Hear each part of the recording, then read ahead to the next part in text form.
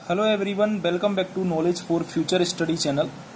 ग्राम विकास अधिकारी के लिए इम्पोर्टेंट वन लाइनर क्वेश्चन हम इस वीडियो में डिस्कस करेंगे। अगर आप चैनल पर नए हो तो चैनल को सब्सक्राइब जरूर कर दें। पहला क्वेश्चन है, प्राचीन भारत में शिक्षा के बड़े केंद्र कौन कौन से थे? तो प्राचीन भारत में आपने सभी ने नाम सुना होगा तक्षशिला विश्वविद्यालय का। इसके अलावा नालंदा और विक्रमशिला ये विश्वविद्यालय थे प्राचीन भारत में, शिक्षा के ये बड़े केंद्र हुआ करते थे। सेकंड क्वेश्चन है, मध्य एशिया में दक्षिण में स्थित वह राज्य जो भारतीय संस्कृति का सर्व प्रमुख केंद्र था। तो मध्य एशिया में खोतान नामक एक शहर था, राज्य था, जो भारतीय संस्कृति का प्रमुख केंद्र था। मध्य एशिया के उत्तर में स्थित खोतान की समान ही बौद्ध सभ्यता का महत्वपूर्ण केंद्र कौन सा माना जाता है? तो कुंची जो राज्य था या फिर शहर था, ये बौद्ध सभ्यता का महत्वपूर्ण केंद्र माना जाता है और मध्य एशिया में भारतीय संस्कृति का प्रमुख केंद्र खोतान माना जाता है। अगला क्वेश्चन है, किसके काल में चीन का बौद्ध काल कहा जाता है? तो तांग काल को चीन का बौद्ध काल कहा जाता है। चीन में बौद्ध धर्म का स्वर्ण काल किस शताब्दी को कहा जाता है? 7वीं शताब्दी को। चीन एवं बौद्ध धर्म का जो स्वर्ण काल है वो 7वीं शताब्दी को कहा जाता है। मध्य एशिया का सबसे बड़ा बौद्ध मठ जो धार्मिक शिक्षा का महत्वपूर्ण केंद्र रहा वो था खोतान का गोमती विहार बौद्ध मठ। जो खोतान का गोमती विहार बौद्ध मठ है वो मध्य एशिया का सबसे बड़ा बौद्ध मठ था, जो कि धार्मिक शिक्षा का महत्वपूर्ण केंद्र रहा था। अगला क्वेश्चन है, चीन तंत्रयान की स्थापना करने वाला भारतीय विद्वान कौन था? वो था अमोघवर्ष। अमोघवर्ष चीन तंत्रयान की स्थापना करने वाला भारतीय विद्वान था। चीन में बौद्ध धर्म संरक्षक किस वंश को माना जाता है? इसका करेक्ट आंसर होगा सेन या फिर सैन वंश को चीन में बौद्ध धर्म का संरक्षक माना जाता है। किस सिनी या सैन शासक के शासनकाल में बौद्ध धर्म को चीन का राजधर्म घोषित किया गया? तो वो था सुई और तांग के शासनकाल में चीन का जो राजधर्म है वो बौद्ध धर्म को घोषित किया गया था। अगला क्वेश्चन है, तिब्बती साहित्य का जनक किसे कहा जाता है? तो थम्बोटी नामक विद्वान थे, को तिब्बती साहित्य का जनक कहा जाता है। तिब्बत लिपि का आविष्कार भारत में किस विश्वविद्यालय में हुआ? जो तिब्बत की लिपि है उसका जो आविष्कार है वो नालंदा विश्वविद्यालय बिहार में हुआ था। तिब्बत में बौद्ध की नींव को मजबूत करने का जो कार्य है वो किसने किया? तो वो उसका नाम है पद्मसंभव। पद्मसंभव ने जो तिब्बत है यहाँ पर बौद्धों की जो नींव है उसको मजबूत करने का कार्य किया था। तिब्बत जाने भारतीय विद्वानों ने प्रमुख बौद्ध विद्वान जिसने तिब्बत में 13 वर्ष रहकर बौद्ध धर्म का प्रचार किया तो वो था दीपांकर।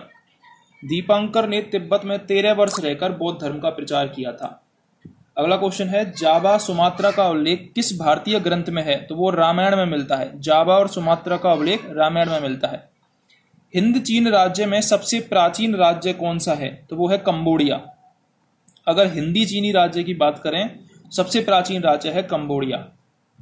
विश्व का सबसे बड़ा हिंदू मंदिर कहां पर है? अंकोर वाट, ये भी कंबोडिया में है। विश्व का सबसे बड़ा धार्मिक स्मारक वो भी अंकोर वाट कंबोडिया में है। कंबोज की कला का स्वर्णकाल, तो कंबोज की कला का स्वर्णकाल 800 से 1200 ईस्वी माना जाता है। मलेशिया में सबसे प्राचीन हिंदू राज्य था तो वो था श्री विजय। श्री विजय मलेशिया में सबसे प्राचीन हिंदू राज्य था, श्री विजय। 5वीं शताब्दी में बौद्ध धर्म का प्रचार प्रसार करने का श्रेय दिया जाता है तो वो दिया जाता है गुणवर्मा को। गुणवर्मा को बौद्ध धर्म का प्रचार करने का श्रेय 5वीं शताब्दी में दिया जाता है। संस्कृत चीनी कोश के रचयिता कौन थे? इत्सिंग। इत्सिंग संस्कृत चीनी जो कोश है उसके रचयिता थे। अगला क्वेश्चन है, जावा को प्राचीन भारतीय साहित्य में किस नाम से जाना जाता है? तो जावा को यवद्वीप के नाम से जाना जाता है।